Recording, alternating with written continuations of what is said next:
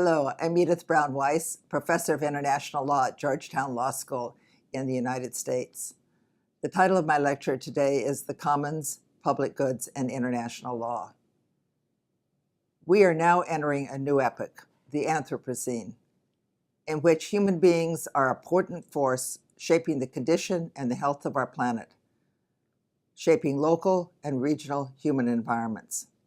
Climate change vividly illustrates this for all of us. Already 5 years ago, the United Nations Environment Programme's Global Environmental Outlook concluded that the Earth's systems are being pushed to the limit and warned that, quote, several critical thresholds are approaching or have been exceeded beyond which abrupt and nonlinear changes lie to the life support functions of the planet, unquote.